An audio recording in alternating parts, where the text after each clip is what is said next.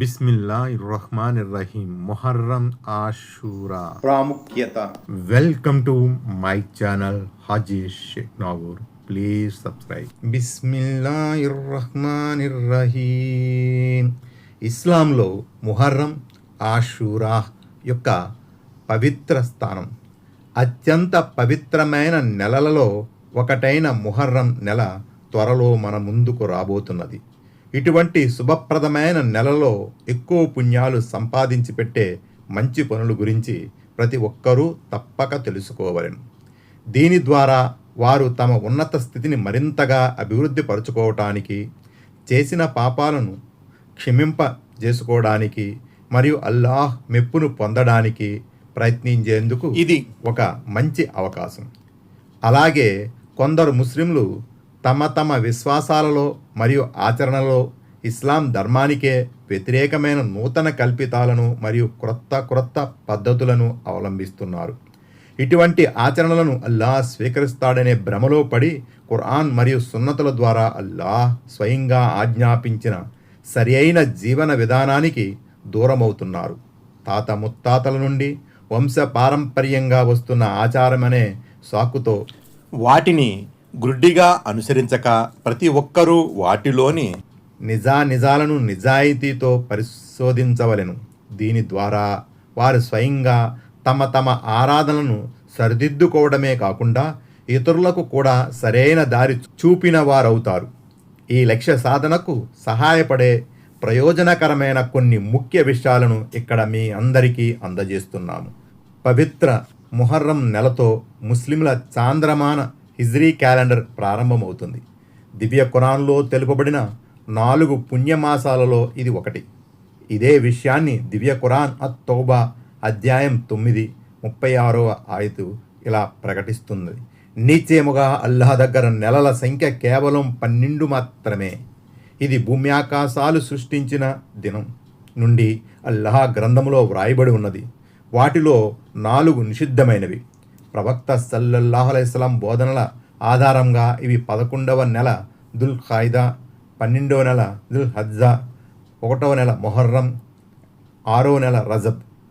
అల్లాహ్ యొక్క ప్రవక్త సల్లల్లాహు అలైహి వసల్లం తమ అంతిమ యాత్రా ప్రసంగంలో చేసిన క్రింది ప్రకటన ఆధారంగా ఖురాన్ వ్యాఖ్యాత కర్తలందరూ దీనిపై ఏకాభిప్రాయాన్ని వ్యక్తపరిచారు. ఒక్కో సంవత్సరంలో 12 నెలలుంటాయి.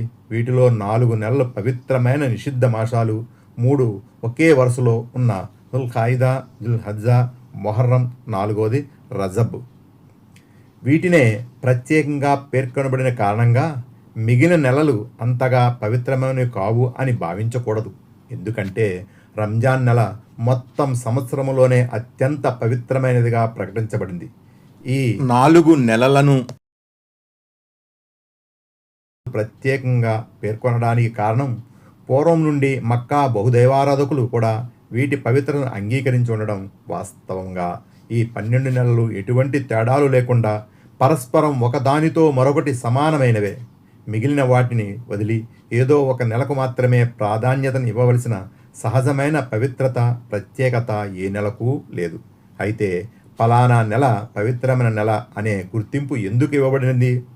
దీనికి సమాధానం, ఏ ప్రత్యేక సమయాన్నైతే అల్లాహ్ తన విశేషమైన దీవెనలు కురిపించడానికి ఎన్నుకున్నాడో ఆ ప్రత్యేకమైన సమయమే ఆయన కారుణ్యం వలన ఎక్కువ ప్రాధాన్యత గల పవిత్రమైన సమయంగా సూచించబడింది. అదేవిధంగా ప్రవక్త అబ్రాహం అలైహిస్సలాం కాలం నుండే ఈ 4 నెలల పవిత్రత గుర్తించబడినది.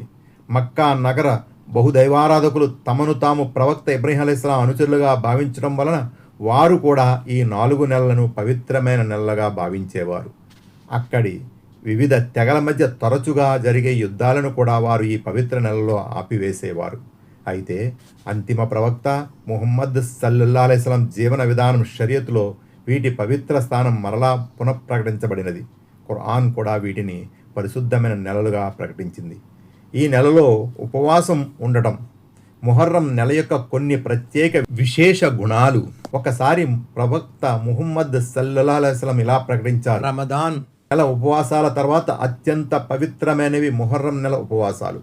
మొహర్రం నెలలోని ఉపవాసాలు తప్పనిసరి కానప్పటికీ ఐచ్ఛికంగా అంటే స్వయంగా తనకు తాను ఈ పవిత్ర దినాలలో ఉపవాసం ఉండడం వలన అల్లా యొక్క ప్రత్యేక కారుణ్యము దీవెనలు పొందడానికి అవకాశం ఉన్నది. పై హదీస్ ద్వారా ముహర్రం నెల ఉపవాసాలకు మిగిలిన ఇచ్ఛాపూర్వక అంటే నఫిల్ ఉపవాసాల కంటే ఎన్నో రెట్లు అధికంగా పుణ్యాలు లభించును. ముహర్రం నెల ఉపవాసాలకు ప్రతిఫలంగా ప్రసాదించబడే పుణ్యాలు నెల మొత్తం ఉపవాసం ఉంటేనే లభిస్తాయని భావించడం సరైనది కాదు. అలాగే ఈ నెలలో ఉండే ప్రతి ఒక్క ఉపవాసానికి ఒక ప్రత్యేక స్థానం ఉన్నది. కాబట్టి వీలైనంత ఎక్కువగా ఈ అవకాశాన్ని వినియోగించుకోవడానికి ప్రయత్నించవలెను. ఆషూరా పవిత్ర దినం. ముహర్రం నెల మొత్తం పవిత్రమైనదే అయినప్పటికీ ప్రత్యేకంగా 10వ తేదీన మిగిలిన దినాల కంటే ఎక్కువ పవిత్రమైనదిగా పేర్కొనబడింది. ఈ పవిత్ర దినాన్ని ఆషూరా అని పిలుస్తారు. ప్రవక్త ముహమ్మద్ సల్లల్లాహు అలైహి వసల్లం సహచరుడైన ఇబ్నే అబ్బాస్ రజియల్లాహు అన్హు ఉల్లేఖనం ప్రకారం ప్రవక్త సల్లల్లాహు అలైహి వసల్లం మదీనా పట్టణానికి వలస వెళ్ళిన తరువాత అక్కడి యూదులు ముహర్రం నెల 10వ తేదీన ఉపవాసం ఉండడం గమనించి వారిని కారణం అడిగినారు. దానికి వారు అల్లాహ్ అదే రోజు ప్రవక్త మూసా అలైహిస్సలాంను మరియు వారి సహచరులను తన మహత్యం ద్వారా క్షేమంగా నదిని దాటించాడు మరియు ఫిరోన్ను అదే నీళ్ళలో ముంచివేశాడు అని జవాబిచ్చారు. యూదుల నుండి ఇది విని ప్రవక్త సల్లల్లాహు అలైహి వసల్లం మేము మూసా అలైహిస్సలాంకు మీకంటే ఎక్కువ దగ్గరి వాళ్ళం అని పలికి ముస్లింలను కూడా ఆషూరా దినమును ఉపవాసం ఉండమని ప్రోత్సహించారు. అబూదావుద్ అదీద్ గ్రంథం. ప్రవక్తగా ముహమ్మద్ సల్లల్లాహు అలైహి వసల్లం నియమించబడిన తొలి దినాలలో ముస్లింలపై ఆషూరా దినపు ఉపవాసం తప్పనిసరైనదిగా ఉండేదని విషయం అనేక హదీసుల ద్వారా స్పష్టమవుతున్నది. కానీ ఆ తరువాతి కాలంలో అల్లాహ్ ఆదేశానుసారం రంజాన్ నెల ఉపవాసాలు తప్పనిసరి చేయబడినవి మరియు ఆషూరా దినపు ఉపవాసం ఐచ్ఛికమైన తమ ఇష్టానుసారం ఉండే నఫీల్ ఉపవాసంగా మార్చబడింది. ఆయిషా రజల్లాహు తఆలా అన్హా ఉల్లేఖనం ప్రకారం ప్రవక్త సల్లల్లాహు అలైహి వసల్లం మదీనా వచ్చిన తరువాత ఆషూరా పవిత్ర దినమున వారు స్వయంగా ఉపవాసం ఉండేవారు మరియు ఇతరులను కూడా ఉపవాసం ఉండమని సూచించేవారు.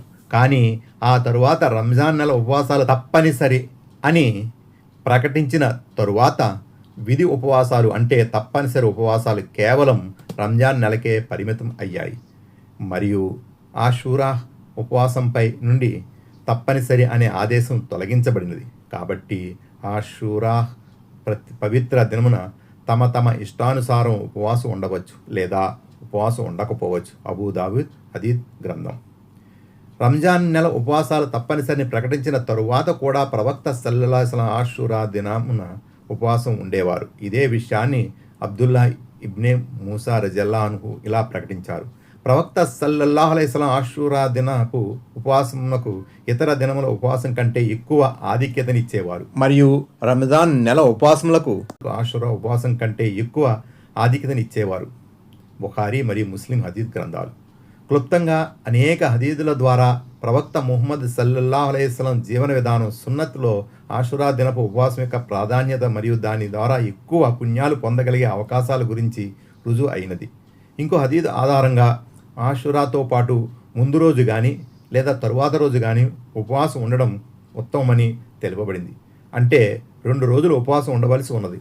ముహర్రం 9వ తేదీ మరియు 10వ తేదీ లేదా 10వ తేదీ మరియు 11వ తేదీ ఒక రోజు ఎక్కువగా ఉపవాసం ఉండటానికి కారణం ముస్లింల ఉపవాస విధానం యూదులకు భిన్నంగా ఉండవలననే ప్రవక్త ముహమ్మద్ సల్లల్లాహు అలైహి వసల్లం యొక్క సూచనయే.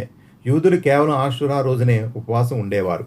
అందుకని ప్రవక్త ముహమ్మద్ సల్లల్లాహు అలైహి వసల్లం ఆషూరా దినపు ఉపవాసంతో పాటు ఇంకో రోజు జత చేయమని బోధించారు. పైన వివరించిన విషయాలన్నీ విశ్వసనీయమైన ఆధారాలతో తెలపబడినవి. Thanks for watching. Don't forget to like, comment and share. Please subscribe.